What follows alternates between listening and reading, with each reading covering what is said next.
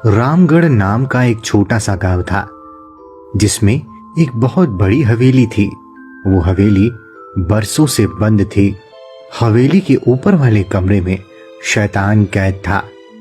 उस हवेली के आसपास कोई घर नहीं बनवाता था क्योंकि रात में वो शैतान अपनी आवाज से सम्मोहित करके इंसानों को बुलाता था ताकि कोई अभिमंत्रित ताला तोड़ सके।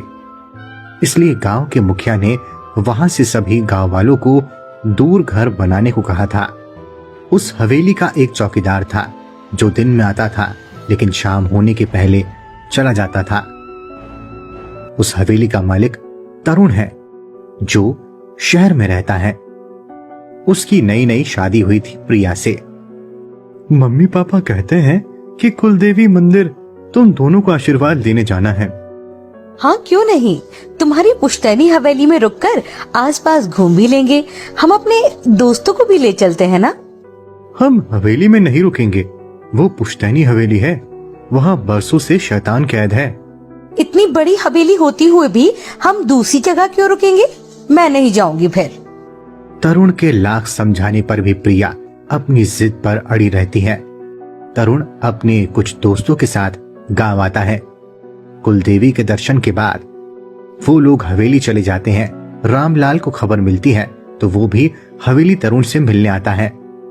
छोटे मालिक, यहाँ रात में रुकना ठीक नहीं है, आप सब यहाँ नहीं रुके। ये दखियानुसी बातें ना मैं नहीं मानती। रामलाल काका, जब तक हम यहाँ हैं, आप भी रुक जाएं तो अच्छा रहेगा। ठीक है छोटे मालिक, आप सभी को मैं कह देता हूँ, रात में 1 से 3 बजे के बीच में कैसी भी आवाज क्यों ना आए, आप लोग ऊपर नहीं जाएंगे। आज अमावस की रात है। तुम सभी को काका की ये बात माननी ही पड़ेगी। तरुण के सभी दोस्त सो जाते हैं। रामलाल भी कान में रुई डालकर सो जाता है। आधी रात में तरुण के दोस्त को आवाज आती है जिससे वो सम्मोहित होकर ऊपर आकर ताला तोड़ देता है, जिससे उसके हाथ में चोट लग जाती है और खून की कुछ बूंदें उस दीवार में लग जाती है, जिससे वो शैतान जाग उठता है। वो उसको मार देता है। उसकी भयानक आवाज से सभी लोग जाग कर डर जाते हैं। तेज हवाएं चलने लगती है, चमगादड़ उड़ने लगते हैं। वो दीवार तोड़ देता है, भयानक आवाज निकालने लगता है। प्रिया, तरुण और उसके दोस्त बहुत डरे हुए होते हैं।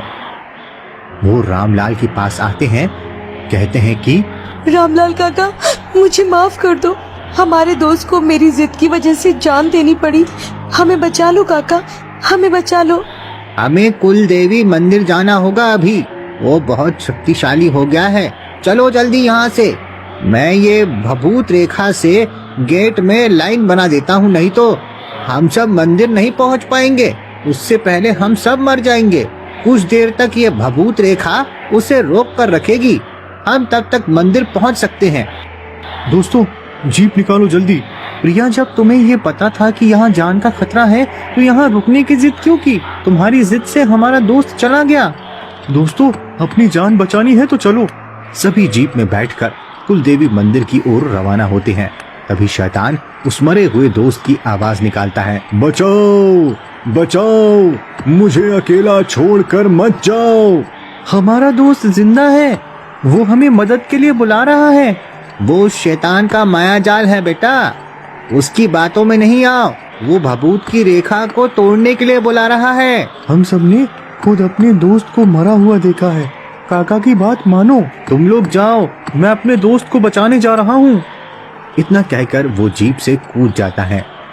हवेली जाता है। शैतान उसे अपनी ओर खींचता है और उस दोस्त को भी मार देता है। तेजी से गांव की ओर भागता है। मार डालूंगा सबको, मार डालूंगा। भागो भागो, हे भगवान बचाओ हमें कोई। सभी मंदिर के अंदर प्रवेश करते हैं। सभी आ गए ना मंदिर में। वो खून का प्यासा है, उसे कोई भी इंसान नहीं मार सकता। हे इच्छाधारी नागिन, हमारे प्राण संकट में है, प्रकट हो। नागिन आ जाती है। वो ऐसा खतरनाक शैतान है जो दिव्य शस्त्र से मरेगा। देवी, इस शैतान को मारने के लिए मुझे अपना आशीर्वाद दे। देवी की मूर्ति से तलवार उसके पास आती है। बेटा उसको ऐसी जगह मारना जहाँ से वो वापस ना पाए। तुम मुझसे सामना करने आई हो? हा, हा, हा, हा, हा, हा। इन मूर्ख इंसानों और इनके भगवान को कोई और नहीं मिला। हा, हा, हा, हा, हा। तेरे लिए मैं ही बहुत हूँ। इच्छाधारी नागिन उसे अपनी पूंछ से जमीन के अंदर ले जाती है और तलवार से शैतान के 4 टुकड़े करती है, ऊपर आ जाती है। अब आप सब सुरक्षित हैं, बाहर आ जाएं। यहाँ पर अभिमंत्रित पत्थर रख दीजिए, मैंने उसके 4 टुकड़े कर दिए हैं, वहाँ कोई इंसान भी नहीं जा सकता है।